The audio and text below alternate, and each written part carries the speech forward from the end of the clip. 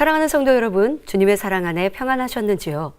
만약 우리의 삶에 주님이 계시지 않는다면 참된 평안을 누릴 수는 없습니다. 하루에 뉴스만 보아도 너무도 많은 사건, 사고가 넘쳐나며 날이 갈수록 더해가는 범죄들로 걱정만 커져가는 세상 속에 살고 있지요. 하지만 주님을 믿는 성도들은 천지만물을 만드시고 주관하시는 아버지 하나님이 계심으로 그 보호하심 안에 참된 평안을 누릴 수 있습니다. 그런데 이런 평안을 누리려면 우리에게 어떤 걱정, 근심도 없는 축복된 삶이 되어야 할 것입니다. 물질의 염려나 건강의 걱정, 가정의 우환이 있다면 평안할 수 없지요.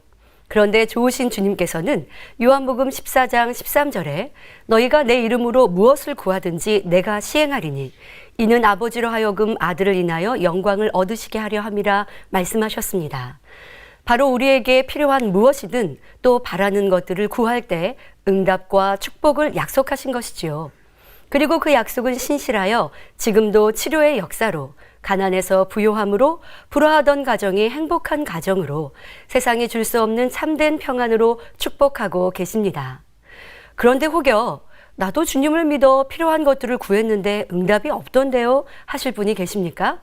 오늘부터 전할 내가 시행하리니 말씀을 통해 나는 왜 응답받지 못하였는지 구하여도 축복받지 못하였는지 깨닫는 시간이 되시길 바랍니다. 내가 시행하리니의 말씀은 이재록 목사님의 부흥성의 말씀으로 총 16편으로 구성되어 있습니다. 말씀을 듣고 깨닫는 대로 변화된다면 여러분 모두도 축복과 응답의 주인공이 되어 간증의 입술이 될 것입니다.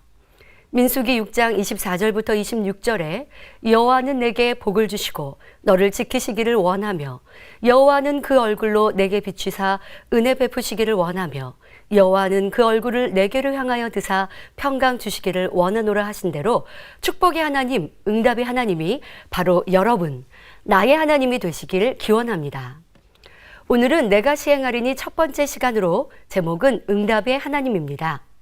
하나님께서는 그 뜻과 섭리를 나타내시기 위해 이스라엘 백성을 선민으로 택하시고 친히 인도하셨습니다.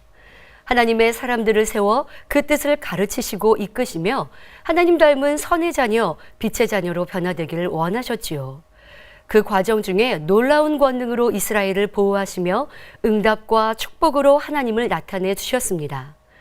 그러나 이런 하나님의 역사하심을 보고도 그 뜻대로 순종하지 않고 범죄하며 우상을 섬길 때는 하나님도 지켜주실 수 없었습니다.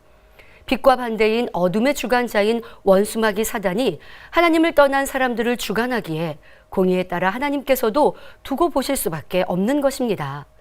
이렇게 진리를 떠나 비진리 가운데 있으니 어려움이 오며 감당할 수 없는 시험 환난 중에 놓이게 되지요. 그러나 이럴 때도 사랑의 하나님께서는 우리를 버리신 것이 아니라 회개하며 마음 중심으로 하나님을 구할 때 다시 응답해 주십니다. 바로 애굽에서 400년간 노예 생활을 하던 이스라엘의 소리에 응답하신 것이지요. 심한 고역으로 인하여 고통받던 이스라엘 백성들의 탄식하며 부르짖는 소리가 하나님께 상달되는 장면이 출애굽기 2장 23절에 나옵니다. 이 기도를 들으신 하나님께서는 모세를 그들의 지도자로 세우십니다. 그리고 사람으로 할 수 없는 놀라운 권능의 역사로 이스라엘 백성을 애굽에서 불러내시고 축복의 땅, 구원의 땅인 가나안 땅으로 인도해 가시지요. 그 과정에 오늘 본문 말씀에 나오는 것처럼 홍해도 갈라 건너게 하셨고 적의 손에서 구원해 주시며 적들은 물에 수장시키기도 하셨습니다. 또한 무더운 사막지대인 광야에서 낮에는 구름 기둥으로 춥고 무서운 밤에는 불 기둥으로 지키시고 인도해 주셨지요. 모세를 통해 반석을 쳐 마실 물을 주시고 만나와 메추라기 떼를 보내주시어 배부르게 먹게 하셨습니다. 이외에도 각종 기사와 표적으로 응답의 하나님을 보이시며 그들을 인도해 주셨지요. 이런 권능의 응답의 역사는 출애굽 당시의 이스라엘 백성이나 선민인 그들에게만 국한된 것이 아닙니다.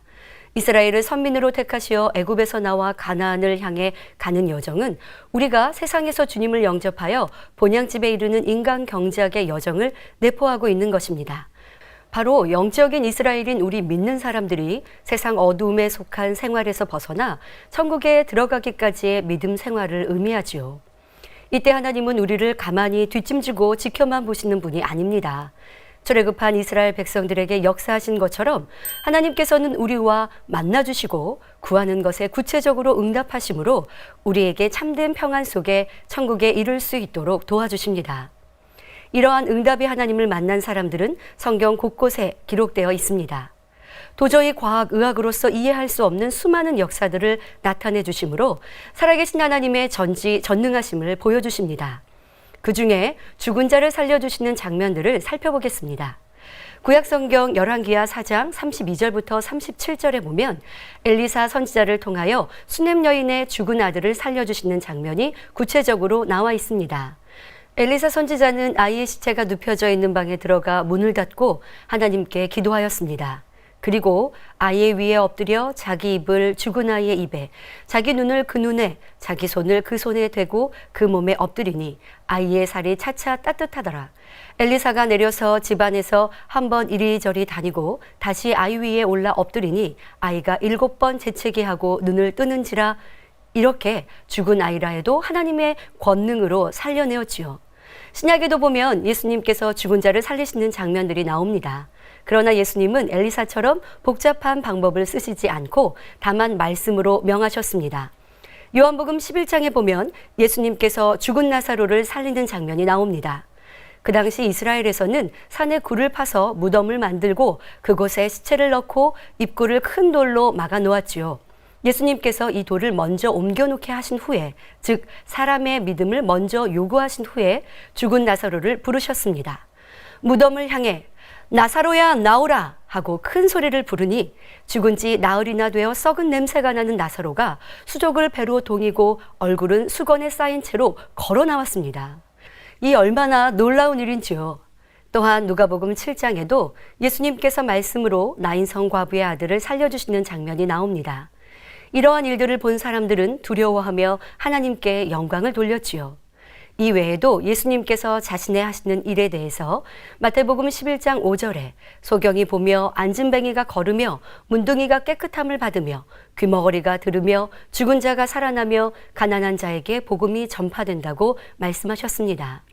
예수님의 행적을 기록한 사도 요한은 요한복음을 마감하면서 요한복음 21장 25절에 예수의 행하신 일이 이 외에도 많으니 만일 낱낱이 기록된다면 이 세상이라도 이 기록된 책을 두기에 부족할 줄 아노라 하였지요. 이런 큰 권능을 행하신 하나님의 아들이신 예수님께서는 예수님만이 이런 일을 행하길 원치 않으셨습니다. 그래서 마태복음 10장 1절을 보면 예수님께서 12 제자들에게 더러운 귀신을 쫓아내며 모든 병과 모든 약한 것을 고치는 권능을 주셨지요. 그러하기에 사도들도 예수 그리스도의 이름으로 하나님의 역사를 베풀 수 있었습니다. 사도행전 3장에 보면 베드로가 태어나면서부터 안진뱅이 된 사람에게 나사렛 예수 그리스도의 이름으로 걸으라 하며 일으키니 그 사람이 힘을 얻고 걷기도 하고 뛰기도 하며 하나님을 찬미했습니다. 사도 바울 또한 삼층 누각 창에 걸터 앉아 밤중까지 계속되는 설교를 듣다가 졸음을 이기지 못해 떨어져 죽은 유두고라 하는 청년을 살려주기도 했습니다.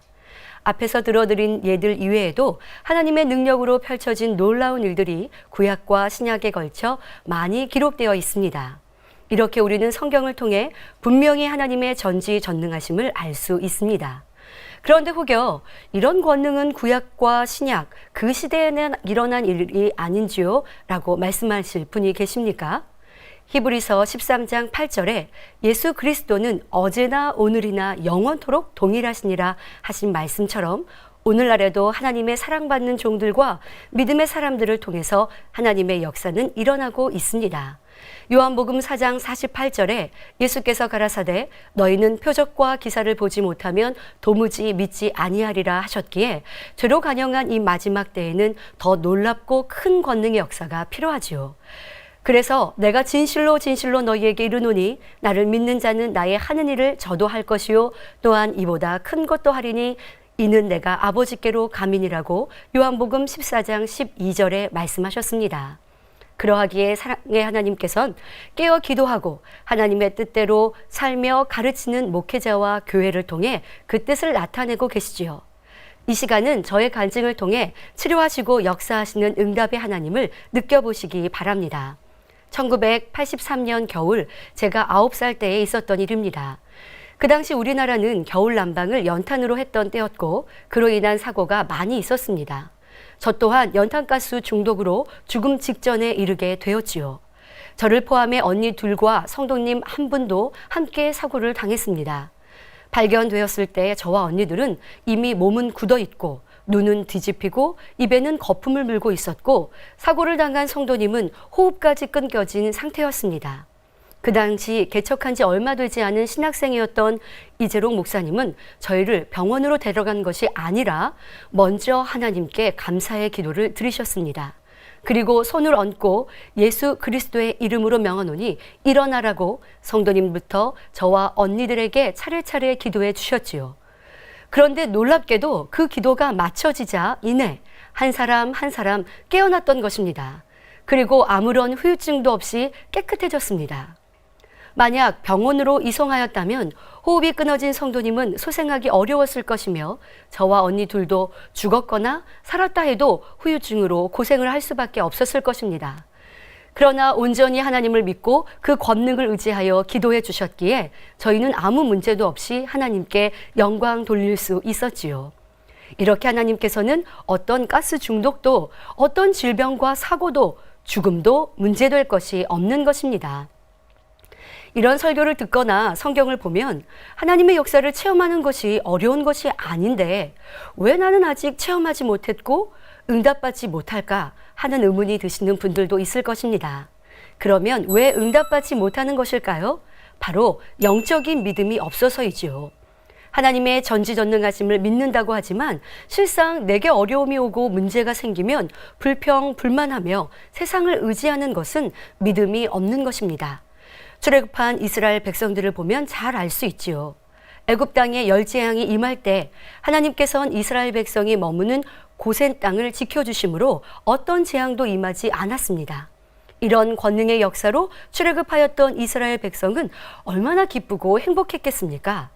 그런데 그 기쁨도 잠시 그들 앞엔 홍해 바다가 뒤에는 쫓아오는 애굽 사람들과 바로의 말들, 병거들과 그 마병과 군대가 보입니다. 그러자 이내 백성들의 입은 불평과 원망으로 바뀌지요. 출애굽기 14장 11절에 그들이 또 모세에게 이르되 애굽에 매장지가 없으므로 당신이 우리를 이끌어내어 이 광야에서 죽게 하느뇨 하며 모세를 원망합니다. 그러자 13절에 모세가 백성에게 이르되 너희는 두려워 말고 가만히 서서 여호와께서 오늘날 너희를 위하여 행하시는 구원을 보라 하며 담대히 믿음의 고백을 이루지요. 모세의 믿음으로 하나님의 놀라운 권능이 임하시니 홍해가 갈라져 백성들은 바다 가운데 육지로 걸어 바다를 건너게 되었습니다. 쫓아오던 애굽의 군대는 하나님께서 물을 덮으시니 다시 바다가 되어 그곳에 수장되었지요. 이 일을 본 이스라엘 백성들은 소고치며 춤추며 하나님께 영광을 돌립니다. 그러나 다시 자기의 보기에 어려움이 생기면 또 불평하고 원망하는 일이 계속 반복되지요. 이는 영적인 믿음을 갖지 않았기 때문입니다. 즉, 그들은 자기 생각과 일치하면 믿는 육적인 믿음에 불과하였던 것입니다.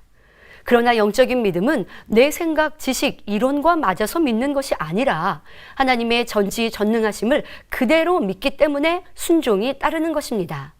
만일 출애굽한 백성들이 하나님의 뜻을 믿고 순종만 했다면 큰 어려움이 없이 곧장 젖과 꿀이 흐르는 약속의 땅인 가나안에 형통하게 들어갈 수 있었을 것입니다. 그러나 그들은 막상 가나안 땅에 들어가리라 할 때 눈앞의 현실만 보고 하나님의 능력을 믿지 못했습니다. 믿음은 바라는 것들의 실상이요 보지 못하는 것들의 증거인데 눈앞에 닥친 현실을 두려워하며 순종하지 못했던 것입니다. 오늘날도 마찬가지입니다. 자기 생각에 맞춰 하나님 말씀에 순종하지 않기 때문에 응답받지 못하고 형통하지 못한 것입니다. 육신의 생각을 동원하지 않고 믿음으로 아멘, 네 하고 그 말씀에 따라 순종만 하면 응답받고 범사에 형통한 삶을 살 수 있는 것입니다. 사랑하는 성도님들, 그러면 어떤 사람에게 하나님의 응답이 임하는지 성경의 인물을 통해 살펴보도록 하겠습니다. 먼저 아브라함입니다. 앞서 말씀드린 출애굽한 이스라엘 백성들의 믿음과 반대로 아브라함은 변함없이 하나님을 믿는 온전한 믿음이 있었습니다. 그는 하나님의 말씀을 의심하거나 불순종한 것이 없으며 한 번도 변개한 적도 없었습니다.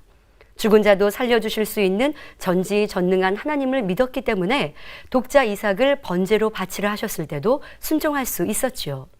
이에 하나님께서는 그를 믿음의 조상으로 세우시고 넘치는 축복을 주셨습니다. 그런데 자기 생각에 맞지 않으면 의심하고 원만 불평하는 사람들이 많이 있지요. 이런 사람들은 야고보서 1장 6절부터 8절에 오직 믿음으로 구하고 조금도 의심하지 말라. 의심하는 자는 마치 바람에 밀려 요동하는 바다 물결 같으니 이런 사람은 무엇이든지 죽게 얻기를 생각하지 말라. 두 마음을 품어 모든 일에 정함이 없는 자로다 하신 말씀처럼 두 마음을 품은 사람으로서 응답받을 수 없습니다. 바람에 따라 이리저리 흔들리는 물결처럼 믿었다가 의심했다가 하는 간사한 마음, 정함이 없는 마음을 가진 사람은 응답받을 수 없다는 것입니다. 그러니 자신의 마음과 생각에 있는 의심과 불평, 원망 등 두 마음이 있음을 찾아내어 회개하여 버리시길 바랍니다. 그런데 나도 의심하지 않고 믿고 싶은데 의심이 생기고 걱정, 근심이 생기는데 어떻게 해야 하나 생각이 드십니까? 간단히 설명하면 마음에 있는 비진리와 악의 모양이 있으면 사단을 통해 의심을 가져다주며 영적인 믿음을 갖지 못하게 합니다. 그러니 신속히 악은 모양이라도 버려 하나님을 온전히 믿어드린 아브라함 같은 믿음을 소유하셔서 구하는 것마다 응답받아 영광 돌리는 성도님들이 되시길 바랍니다. 다음으로 다윗은 하나님 앞에 합한 중심이었기에 응답받을 수 있었습니다. 이스라엘이 적국 블레셋 군대와 대치할 때 블레셋의 장수 골리앗이 나와서 싸움을 도두고 있었습니다. 그는 키가 3m 가까이 되는 거인에다 노수로 머리끝부터 발끝까지 완전 무장을 하고 있었습니다. 이런 용사가 40일간이나 아침 저녁으로 이스라엘 군대를 모독하였지만 누구 하나 감히 나서지를 못하였지요. 그때 소년이었던 다윗은 아버지의 심부름으로 형들을 보러 왔다가 이러한 상황을 알게 되었습니다.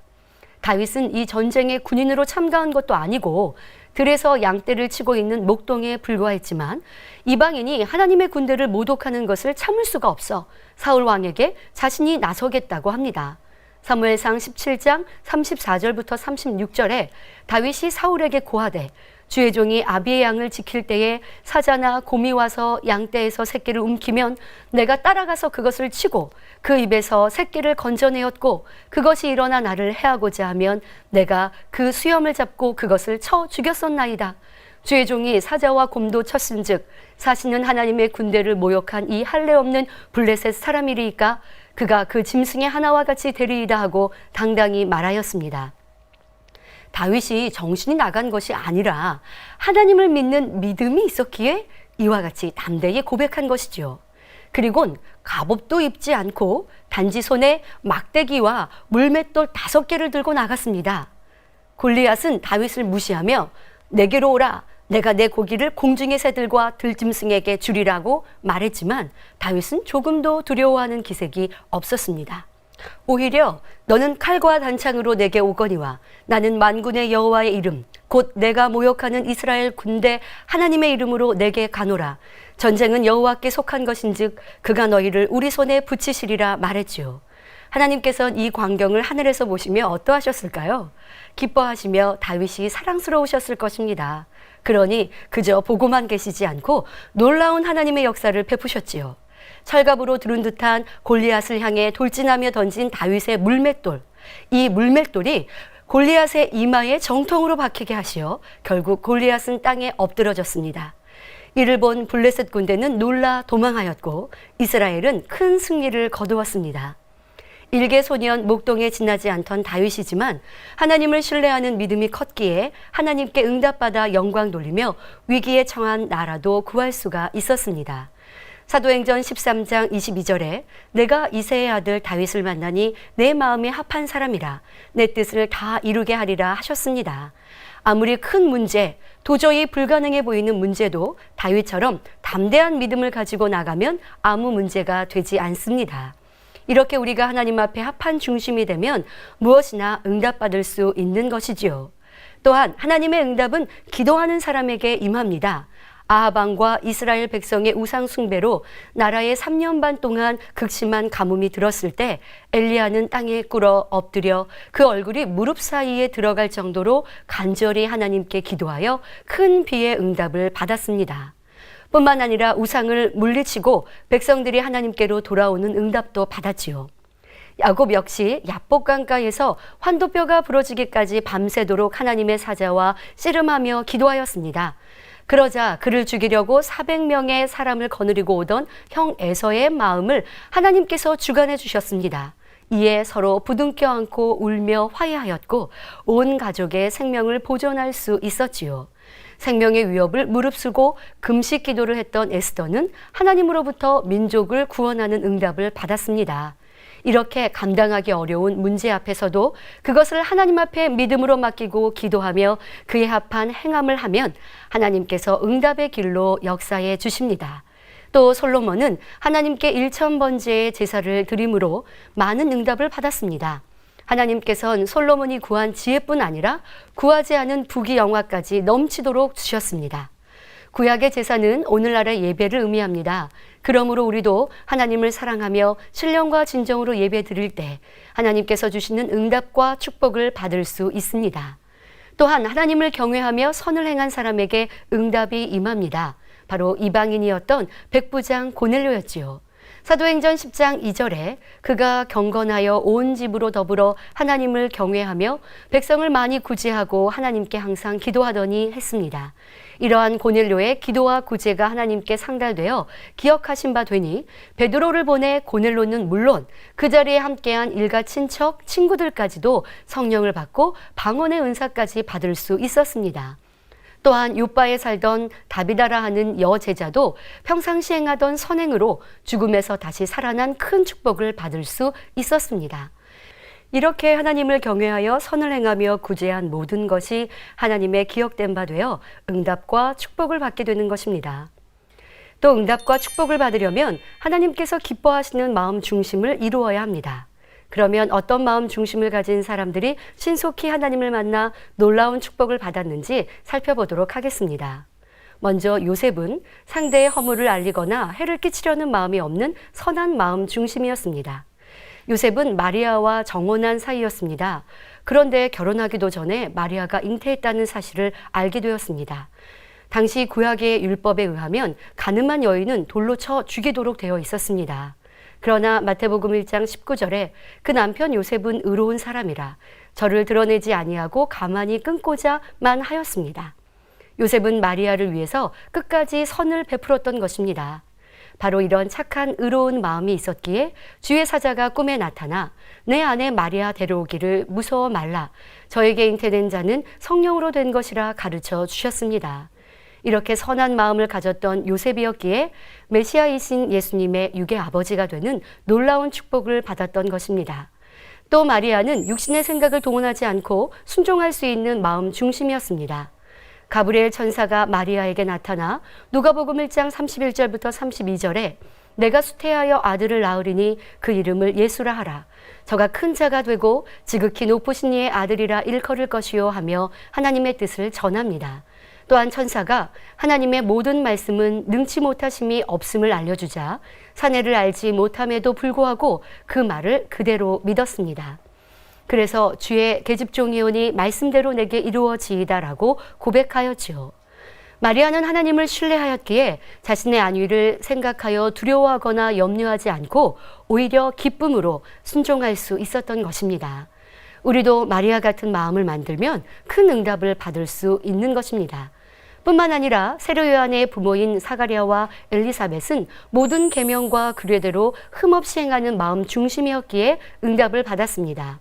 그들은 하나님 앞에 의인이니 주의 모든 계명과 규례대로 흠이 없이 행하였다 말씀하신 대로 그 기도와 간구가 하나님 앞에 상달되었지요. 결국 자식이 없었던 두 사람은 주님의 길을 예배하는 사명을 가진 세례 요한을 낳는 큰 축복을 누릴 수가 있었습니다. 이처럼 우리도 의인이 되면 그 기도가 하나님께 상달되어 응답받을 수 있습니다. 또한 한나는 하나님께 드린 서운 기도를 변개함 없이 지키는 마음 중심이었습니다. 얼마나 아들을 얻고 싶었는지 통곡하며 기도하던 한나는 하나님 앞에 만약 하나님께서 아들을 주신다면 그 아들을 하나님께 드리겠다고 서원하였지요. 이에 하나님께서 기도의 응답으로 아들을 주셨습니다. 그러자 한나는 하나님께 약속한 대로 아이의 젖을 떼자 곧 그를 엘리 제사장에게 데리고 가서 하나님의 종으로 드렸습니다. 한나의 중심이 이러했기에 하나님께서도 그 기도에 응답해 주셨던 것이지요. 또한 서원을 갚았기에 하나님께서 축복해 주셔서 그 이후로 세 아들과 두 딸을 더 낳을 수 있었습니다.